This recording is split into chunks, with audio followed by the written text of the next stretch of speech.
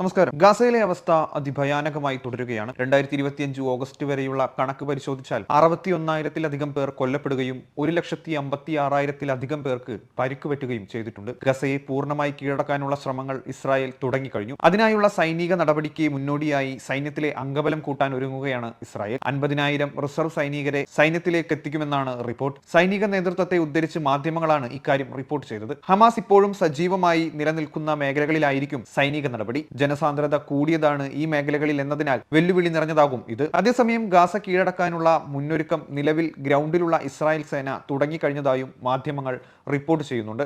ഗാസയിൽ വെടിനിർത്താനും ബന്ദികളെ മോചിപ്പിക്കാനും തയ്യാറെന്ന ഹമാസ് നിർദ്ദേശത്തിൽ ലോകം വലിയ പ്രതീക്ഷയിലായിരുന്നെങ്കിലും ഇസ്രായേൽ അത് തള്ളുകയായിരുന്നു. മധ്യസ്ഥരായ ഈജിപ്ത്, ഖത്തർ രാജ്യങ്ങൾ മുന്നോട്ട് വെച്ച സമാധാന നിർദ്ദേശങ്ങൾ ഒരു മാറ്റവും കൂടാതെ ഹമാസ് അംഗീകരിച്ചിരുന്നു. എന്നാൽ വെടിനിർത്തില്ലെന്നും ഗാസയിൽ ആക്രമണം തുടരുമെന്നും ഇസ്രായേൽ കഴിഞ്ഞ ദിവസം വ്യക്തമാക്കി.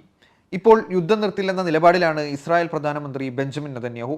ഹമാസ് സമ്മർദ്ദത്തിലാണെന്നും ഗാസ പൂർണ്ണമായി പിടിക്കുമെന്നും നെതന്യാഹു പറയുന്നു. ഗാസയിൽ 11 പേർ കൂടി മരണത്തിന് കീഴടങ്ങിയതോടെ പട്ടിണിക്കൊലയിൽ മരിച്ചവരുടെ എണ്ണം 212 ഉയർന്നിരിക്കുന്നു. ഇതിൽ 100-ലേറെയും കുട്ടികളാണ്. കരമാർഗം കൂടുതൽ സഹായം എത്തിയില്ലെങ്കിൽ പട്ടിണി മരണം വ്യാപിക്കുമെന്ന് UN ഏജൻസികൾ മുന്നറിയിപ്പ് നൽകി. ഭക്ഷ്യവസ്തുക്കൾ എയർ ഡ്രോപ്പ് ചെയ്യുന്നത് പട്ടിണി മറികടക്കാൻ ഒട്ടും പര്യാപ്തമല്ലെന്നും UN ഏജൻസികൾ അറിയിക്കുന്നു.